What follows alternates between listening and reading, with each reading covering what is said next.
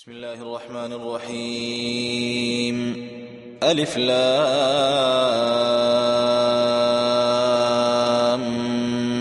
ميم. غلبت الروم في أدنى الأرض وهم من بعد غلبهم سيغلبون في بضع سنين. لله الأمر من قبل ومن بعد ويومئذ يفرح المؤمنون بنصر الله ينصر من يشاء وهو العزيز الرحيم. وعد الله لا يخلف الله وعده ولكن أكثر الناس لا يعلمون ظاهرا من الحياة الدنيا وهم عن الآخرة هم غافلون. أولم يتفكروا في أنفسهم ما خلق الله السماوات والأرض وما بينهما إلا بالحق وأجل مسمى وإن كثيرا من الناس بلقاء ربهم لكافرون. أولم يسيروا في الأرض فينظروا كيف كان عاقبة الذين من قبلهم كانوا أشد منهم قوة وأثاروا الأرض وعمروها أكثر مما عمروها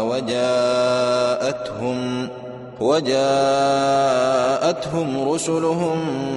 بالبينات فما كان الله ليظلمهم ولكن كانوا أنفسهم يظلمون. ثم كان عاقبة الذين أساءوا السوء أن كذبوا بآيات الله وكانوا بها يستهزئون. الله يبدأ الخلق ثم يعيده ثم إليه ترجعون. ويوم تقوم الساعة يبلس المجرمون ولم يكن لهم من شركائهم شفعاء وكانوا بشركائهم كافرين. ويوم تقوم الساعة يومئذ يتفرقون فأما الذين آمنوا وعملوا الصالحات فهم في روضة يحبرون وأما الذين كفروا وكذبوا بآياتنا ولقاء الآخرة فأولئك في العذاب محضرون. فسبحان الله حين تمسون وحين تصبحون وله الحمد في السماوات والأرض وعشيا وحين تظهرون. يخرج الحي من الميت ويخرج الميت من الحي ويحيي الأرض بعد موتها وكذلك تخرجون. ومن آياته أن خلقكم من تراب ثم إذا أنتم بشر تنتشرون. ومن آياته أن خلق لكم من أنفسكم أزواجا لتسكنوا إليها وجعل بينكم مودة ورحمة إن في ذلك لآيات لقوم يتفكرون. ومن آياته خلق السماوات والأرض واختلاف ألسنتكم وألوانكم إن في ذلك لآيات للعالمين. ومن آياته منامكم بالليل والنهار وابتغاؤكم من فضله إن في ذلك لآيات لقوم يسمعون ومن آياته يريكم البرق خوفا وطمعا وينزل من السماء ماء فيحيي به الأرض بعد موتها إن في ذلك لآيات لقوم يعقلون ومن آياته أن تقوم السماء والأرض بأمره ثم إذا دعاكم دعوة من الأرض إذا أنتم تخرجون وله من في السماوات والأرض كل له قانتون وهو الذي يبدأ الخلق ثم يعيده وهو أهون عليه وله المثل الأعلى في السماوات والأرض وهو العزيز الحكيم ضرب لكم مثلا من أنفسكم هل لكم مما ملكت أيمانكم من شركاء فيما رزقناكم فأنتم فيه سواء تخافونهم كخيفتكم أنفسكم كذلك نفصل الآيات لقوم يعقلون بل اتبع الذين ظلموا أهواءهم بغير علم فمن يهدي من أضل الله وما لهم من ناصرين فأقم وجهك للدين حنيفا فطرة الله التي فطر الناس عليها لا تبديل لخلق الله ذلك الدين القيم ولكن أكثر الناس لا يعلمون منيبين إليه واتقوه وأقيموا الصلاة ولا تكونوا من المشركين من الذين فرقوا دينهم وكانوا شيعا كل حزب بما لديهم فرحون وإذا مس الناس ضر دعوا ربهم منيبين إليه ثم إذا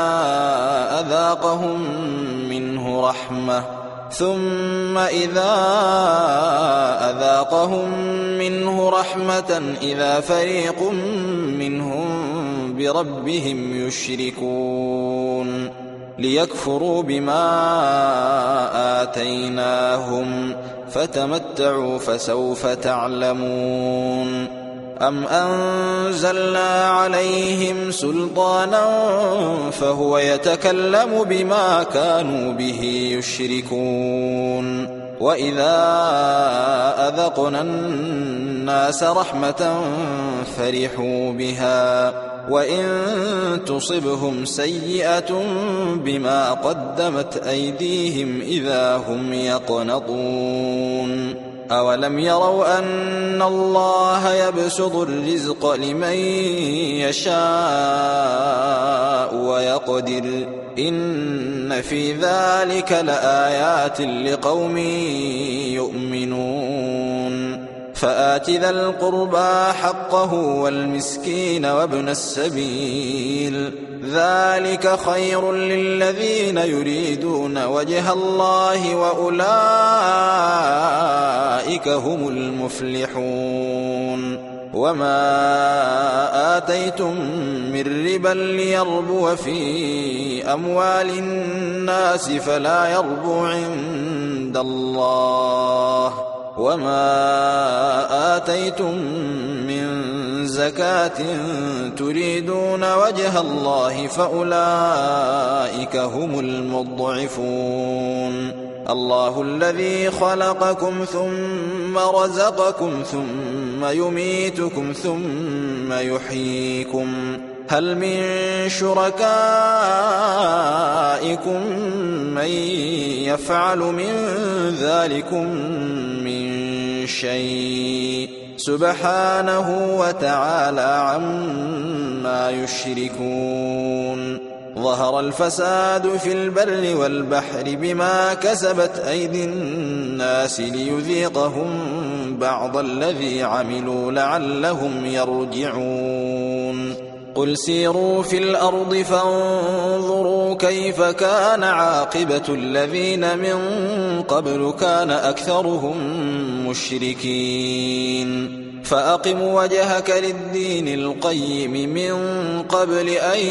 يأتي يوم لا مرد له من الله يومئذ يصدعون من كفر فعليه كفره ومن عمل صالحا فلأنفسهم يمهدون ليجزي الذين آمنوا وعملوا الصالحات من فضله إنه لا يحب الكافرين ومن آياته أن يرسل الرياح مبشرات وليذيقكم من رحمته ولتجري الفلك بأمره ولتبتغوا من فضله ولعلكم تشكرون ولقد أرسلنا من قبلك رسلا إلى قومهم فجاءوهم بالبينات فانتقمنا من الذين أجرموا وكان حقا علينا نصر المؤمنين الله الذي يرسل الرياح فتثير سحابا فيبسطه في السماء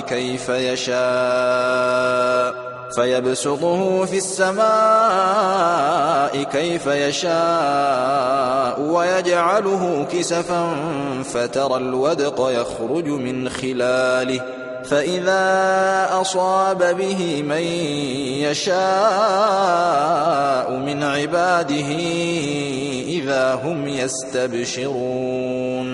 وإن كانوا من قبل أن ينزل عليهم من قبله لمبلسين فانظر إلى آثار رحمة الله كيف يحيي الأرض بعد موتها إن ذلك لمحيي الموتى وهو على كل شيء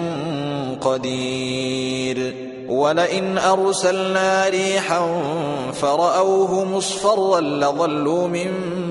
بعده يكفرون فإنك لا تسمع الموتى ولا تسمع الصم الدعاء